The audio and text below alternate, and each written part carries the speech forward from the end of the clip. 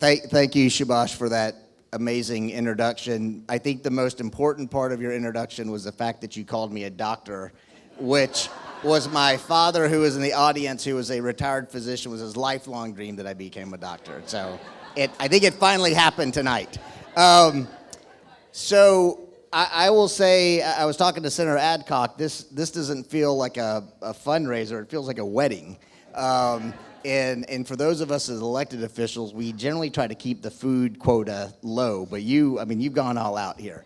But we're gonna talk about Councilmember Garimella all night tonight, as Subhash mentioned. But what I want to say, and to get us rolling, and I think one thing that you're going to hear as a common theme is really the service and the hard work that Councilmember Garimella does in trying to take care of each and every one of us. And one thing that you will realize, I think there'll be a number of themes. One will be certainly the service and the generosity of service.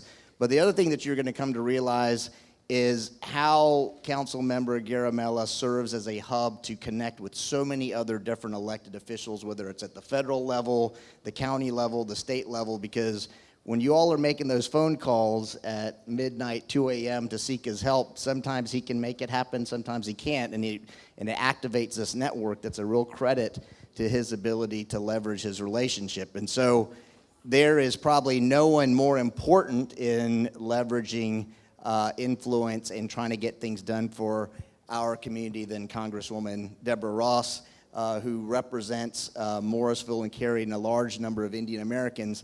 I'm not going to go through her bio. I've known Congressman Ross for almost 25 years. She served in the North Carolina State House. An overriding theme for Congresswoman Ross has been a focus on fairness, equality, and justice. And when I think about fairness and equality, I think about how you have championed the rights of immigrants and Indian American communities. And so let me just give you a couple of examples. I think some of you know, and this has really been a priority bill for Congresswoman Ross, is her focus on making sure that documented dreamers, those that are dependent on H-1B visas, make sure that they have a pathway to citizenship. And I know,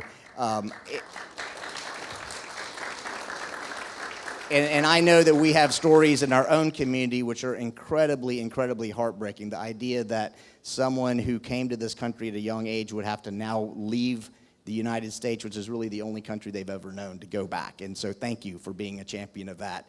Congresswoman Deborah Ross has also been the champion of the South Asian Heart Health Awareness Bill, which many of you may know is a bill that really draws attention to the fact that we have a disproportionate amount of heart attacks in the South Asian American community. I think it's 50% higher than other communities, and this bill would provide for funding to the National Institute of Health and other healthcare agencies to look and study this issue as well as raise awareness. And the last thing that I'll say about Congresswoman Deborah Ross is I know you remember the Indian caucus, but I will also say, because Councilmember Garimella and I talked about, she has amazing people that work for her, including Pooj Adamasili, if anybody's had the opportunity to interact with him, but the staff has really become the front line on dealing with so many backlog issues when you're dealing with visa issues and trying to get so many people, that may even include people in this audience, to get them into a path to citizenship. But none of that can ever happen, one, without having a great staff member like Pooj Adamasili, but also having an incredibly great member of Congress, Deborah Ross. And so we are all incredibly grateful for your service, look forward to your more service, but thank you tonight. I give you Deborah Ross.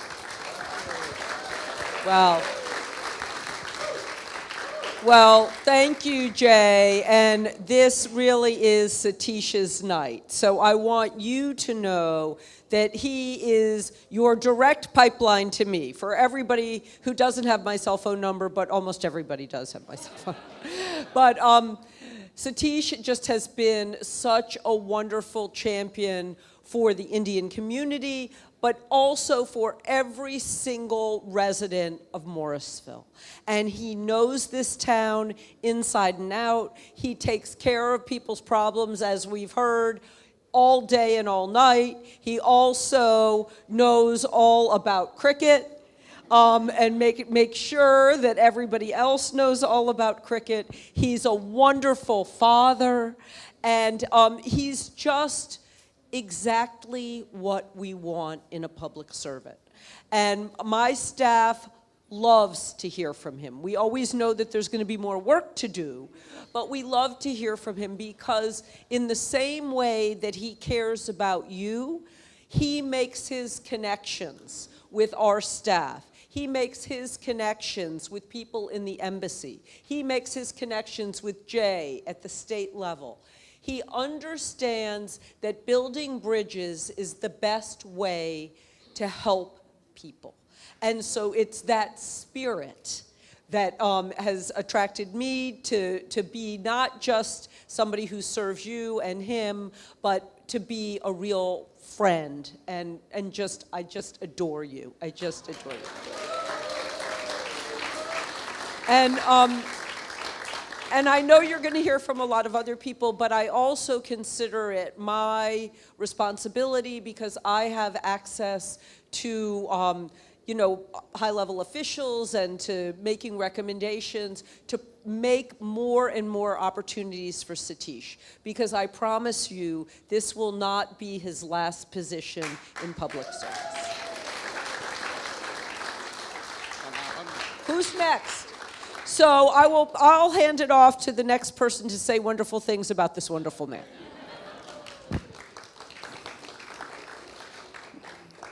Thank you, Deborah. And I think you all know now to reach Deborah, you have a conduit, Satish. So I think that's a great call out for today evening.